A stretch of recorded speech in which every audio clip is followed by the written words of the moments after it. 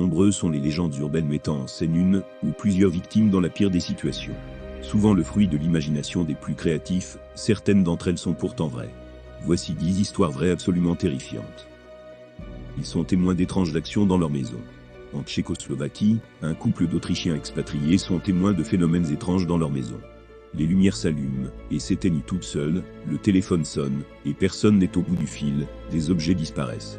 Ces phénomènes durent des mois entiers, jusqu'au jour où l'on retrouve les corps des deux amants. Ils ont été assassinés par une bande d'agresseurs. Il s'est avéré que le groupe d'agresseurs était composé d'adolescents qui avaient tous moins de 15 ans. Cette histoire a inspiré le film français Il. Toutefois, peu de monde est au courant qu'il s'agit de l'une des histoires vraies les plus terrifiantes. La mort mystérieuse d'Elisa Lam. Elisa Lam est une jeune femme de 21 ans retrouvée morte dans le silo d'eau d'un hôtel par un agent de maintenance. Si elle a été retrouvée, c'est parce que les clients de l'hôtel se plaignaient de plus en plus du mauvais goût de l'eau. Lors de l'enquête, on a découvert que la caméra de surveillance d'un ascenseur avait filmé la jeune femme peu de temps avant sa mort. On la voit monter dans l'ascenseur et appuyer sur tous les boutons. L'ascenseur ne répond pas. Alors qu'elle se met à la porte de l'ascenseur, on la voit discuter avec quelqu'un. Or, il n'y a personne dans le couloir, elle parle seule. Après autopsie, on ne découvrira aucune trace de stupéfiants ou d'alcool dans son corps. Plus terrifiant encore, le Cecil Hotel est connu pour avoir abrité des serial killers et a déjà été le lieu de nombreux drames. Le pont des chiens suicidaires. En Écosse, à Averton, il existe le pont des chiens suicidés. Pourquoi ce nom ? Tout simplement parce que ces 50 dernières années, plus de 50 chiens se sont jetés de ce pont et du même endroit. La légende raconte qu'un homme aurait jeté son enfant du haut de ce pont. Jumeaux silencieux. C'est le surnom que l'on a donné à June et Jennifer Gibbon. Deux sœurs jumelles qui, étant enfants, ont fait le pacte de ne jamais parler à personne du monde extérieur. Elles communiquaient entre elles grâce à un langage qu'elles avaient elles-mêmes inventé. Les Silentoins se sont fait interner à seulement 14 ans. En effet, elles avaient commis plusieurs crimes ensemble. Lors d'une interview, Jennifer a fini par annoncer « Je vais mourir ». Nous avons décidé. Peu de temps après, celle-ci est morte d'une myocardite aiguë. Dès lors, June s'est mise à communiquer avec le monde extérieur et vit aujourd'hui une vie tranquille. Massacre à la tronçonneuse, l'histoire vraie. Et oui, peu de monde est au courant de cela, mais le film Massacre à la tronçonneuse est inspiré d'une histoire vraie. C'est l'histoire d'Edgin, un jeune homme du Wisconsin. De nature efféminée, ses camarades de classe se moquent pertinemment de lui. On ne lui connaît pas d'amis, et il est plutôt timide, et renfermé sur lui-même. Le jour où sa mère meurt est pour lui une tragédie. Il ne s'en remettra jamais réellement. Pire encore, il refuse d'admettre sa mort. Il va donc commencer par prononcer des incantations devant sa tombe.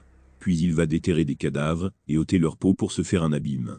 Un jour, Bernice Ourdan, une femme de 58 ans disparaît de la même manière qu'avait disparu Marie Hogan, la tenancière d'une taverne de Pine Grove 3 ans plus tôt.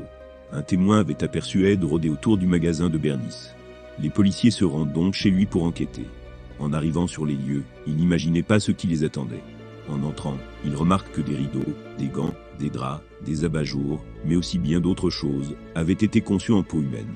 On trouvera également des morceaux de cadavres, et le corps de Bernice Ourdan, pendu par les pieds à une poutre, décapité, éventré, et vidé de ses entrailles. La tête de Marie Hogan sera retrouvée dans un sac en papier. Si seulement 2 meurtres lui sont mis sur le dos, 13 autres femmes ont été retrouvées mortes, mais Ed explique qu'il n'avait fait que voler les cadavres. C'est sans doute la meilleure, ou la pire, des histoires vraies terrifiantes. Wolf Creek, les histoires vraies. Si un tueur a inspiré le film Massacre à la tronçonneuse, ce sont 2 tueurs qui ont inspiré l'histoire de Wolf Creek. Il s'agit de Bradley John Murdoch, un mécanicien qui avait pris en chasse un couple de Britanniques en 2001 sur une route isolée. L'autre tueur, Ivan Mila, surnommé le tueur de routard Point, ce dernier a assassiné 7 touristes et les a enterrés dans la forêt de Belanglo. Ces 2 hommes s'amusaient à traquer leurs victimes, puis à les terroriser avant de les tuer. Henry Howard Holmes. En 1896, Henry Howard Holmes est condamné à mort pour les meurtres de nombreuses personnes. Il tuait essentiellement des femmes, ses maîtresses et ses employés. S'il les tuait aussi facilement sans se faire attraper, c'est grâce à son château qui était à l'époque à la pointe de la technologie. Il pouvait alors tuer à distance, en mettant le feu à toute une pièce qui était entièrement emmurée. S'il tuait, c'était essentiellement pour l'argent de ses victimes. On dit de lui qu'il est le premier serial killer des États-Unis, ou du moins c'est la première fois que l'on utilise ce terme pour qualifier quelqu'un. La maison la plus hantée des États-Unis. Cette maison est considérée comme étant la plus hantée des USA, Pennsylvanie, car elle a été le lieu de nombreuses tragédies. La première, en 1871, une femme surprend son mari en train de la tromper. Pour se venger, elle poignarde celui-ci et décapite la servante. 3 ans plus tard, le docteur Adolphe Sébrun-Richter emménage dans la maison. Ces nombreuses expériences finissent par déclencher une explosion. La police va donc faire un état des lieux sans se douter de ce qui les attendait. Effectivement, les expérimentations du docteur consistaient à redonner vie à des têtes de femmes décapitées. En 1927, elle a été détruite par un accident industriel. L'affaire du col Dyatlov. En 1959, 9 skieurs partent en randonnée à la montagne morte. Plus tard, on remarque qu'ils ne sont jamais arrivés à destination. On lance alors des recherches. On retrouvera alors leur tente coupée en deux de l'intérieur, puis des empreintes qui indiquaient qu'ils s'étaient déplacés sans chaussures dans la neige. En suivant les traces, le groupe de chercheurs est tombé nez à nez avec 5 corps, dont certains étaient en sous-vêtements. Les 4 autres corps ont été retrouvés seulement quelques mois plus tard, lorsque la neige qui les fait recouvrir a fondu. On peut constater que les cadavres sont marqués par des traumatismes aux côtes et à la poitrine. On ne saura jamais ce qui leur est arrivé. Ce qui l'a fait donc entrer dans cette compilation d'histoires terrifiantes mais vraies. Enterrée vivante. En 2014, une femme atteinte d'un cancer est enterrée vivante par accident. Très vite, des personnes ont entendu des cris provenant d'une tombe. Ils ont donc appelé les secours. Lorsque le cercueil a fini d'être déterré, la femme était déjà morte depuis quelques heures.